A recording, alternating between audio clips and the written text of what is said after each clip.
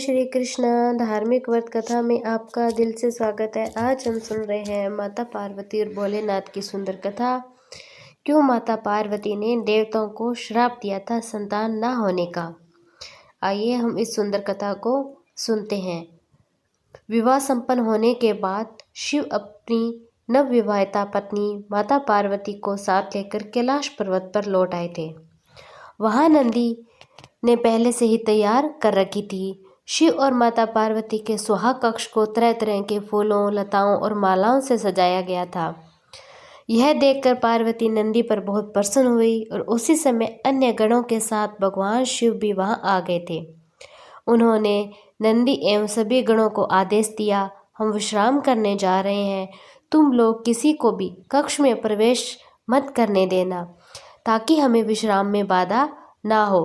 इतना कहकर शिव ने सुहाग कक्ष का द्वार बंद कर लिया और द्वार के बाहर नंदी पहरा देने लगे थे। अन्य गण भी बाहर विचरण घूमने करने लगे थे। कोई व्यक्ति शिव और माता पार्वती के विश्राम में व्यवधान न डाल सके। शिव विवाह का समाचार पाकर असुरों का राजा तारकासुर प्रसन्न हो उठा। उसे प्रसन्नता इस बात से नहीं हुई कि शिव विवाह बंधन में बंध गए हैं, बल्कि इस बात से हुई कि शिव विश्राम में रत है और अब उसके उत्पात को रोकने वाला भी कोई नहीं है। अवसर का लाभ उठाते हुए तारकासुर ने उत्पात मचाना शुरू कर दिया। फिर क्या था, वह ऋषि और मुनियों को परेशान करने लगा, यज्ञ में बाधा डालने लगा, यहाँ तक कि हवन सामग्रियों को भी फेंक देता।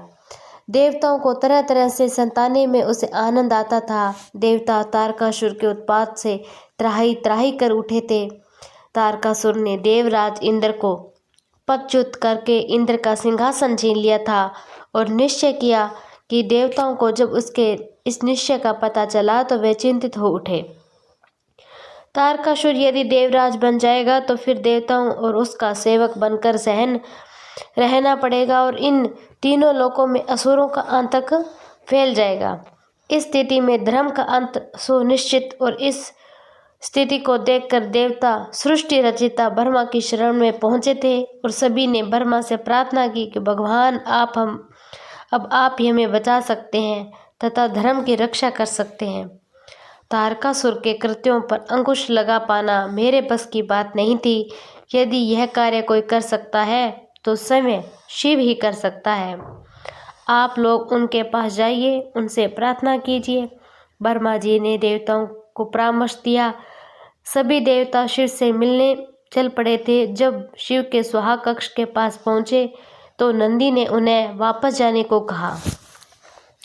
तब देवताओं ने नंदी को तारकासुर के उत्पात के बारे में बताते हुए कहा कि शिव को सूचना दो और हमारा उनसे मिलना अत्यंत आवश्यक है।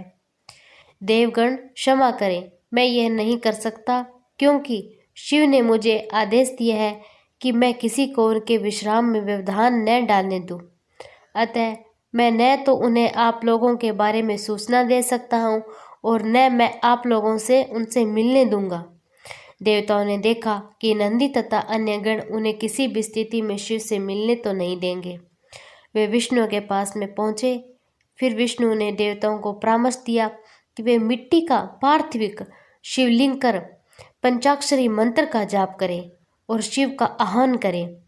फिर क्या किया, देवताओं ने मिट्टी से पार्थिव शिवलिंग तैयार किया और हर हर महादेव का उच्चारण करते हुए वे पंचाक्षरी मंत्र का जाप करने लगे। देवताओं के जाप का स्तर शिव के सुहाग कक्ष तक पहुंचा तो शिव ने जैसे ही अपने नाम का उच्चारण सुना तो व्याकुल हो उठे। शिव की व्याकुलता देख माता पार्वती ने पूछा, हे प्रभु, क्या हुआ? आप अचानक व्याकुल क्यों हो उठे? भगवान शिव ने कहा, मेरे भक्त मुझे बुला रहे हैं देवी। माता पार्वती ने पूछा, कौन है ये भक्त और क्या अभी तत्काल जाना आवश्यक है? शिव ने कहा, हाँ, ये सभी भक्त देवगण हैं जो संभवत किसी संकट से घिरे हैं और इसीलिए पंचाक्षरी मंत्र का जाप भी कर रहे हैं, मुझे याद कर रहे हैं। उन्हें मेरी सहायता की आवश्यकता है, किंतु मुझे भी आपकी आवश्यकता है ना प्रभु। यदि आप मुझे सुहाग सैया पर इस प्रकार छोड़कर चले जाएंगे तो ये मेरे प्रति भी अन्याय होगा ना। मैंने सुना है कि आप किसी के साथ अन्याय नहीं करते। पार्वती ने नारी सुलभ उठकर करते हुए कहा। माता पार्वती की सुनकर अब तो शिव तो सोच में पड़ गए और यह धर्म संकट की स्थिति थी। यदि मैं देवताओं के पास नहीं जाता हूँ तो शरणागत की रक्षा न करने का दोषी बनूंगा, और यदि पार्वती को छोड़कर जाता हूँ तो पति धर्म से विमुख होने का अंत। और अंत में शिव ने कुछ निश्चय किया कि वे कक्ष से बाहर चले गए। देवताओं ने शिव को देखा तो वे प्रसन्न होकर शिव की जय जयकार कर उठे थे। शिव ने देवताओं से पूछा, देवगण बताइए, आप लोग मुझे क्यों पुकार रहे हैं? देवताओं ने शिव से प्रार्थना की, प्रभु तारकासुर के उत्पात से हमारा जीवन दुर्भर हो गया है, कृपा आप चलकर उनका संहार कीजिए। शिव असमर्थता व्यक्त करते हुए बोले, मैं तो अभी आप लोगों के साथ नहीं चल सकता हूँ, आप लोग ही कोई अन्य उपाय सोचें। यह सुनकर देवतागण सोच में पड़ गए। उन्होंने मन ही मन विष्णु को याद किया। विष्णु ने उन्हें समझाया, यदि शिव स्वयं नहीं जा सकते तो वे एक पुत्र की सृष्टि करें तथा उसे तारकासुर का वध करने के लिए भेज दे। देवताओं ने शिव से ऐसा ही निवेदन किया। शिव भक्तों की बात भला कौन टाल सकता है। उन्होंने तत्काल अपना वीर्य अग्निकुंड में छोड़ दिया और उस वीर्य से एक बालक का जन्म हुआ। बालक ने स्वयं प्रकट होकर उस बालक की कुंडली बनाई और उस बालक का नामकरण किया कुमार स्वामी। इनसे कालांतर में असुरों का वध कर और देवताओं को संकट से मुक्ति दिलाई। जब देवी पार्वती को इस बात का पता चला कि शिव ने देवताओं के कहने पर अपना वीर्य अग्नि को अर्पित कर दिया तो वे क्रोधित हो उठी।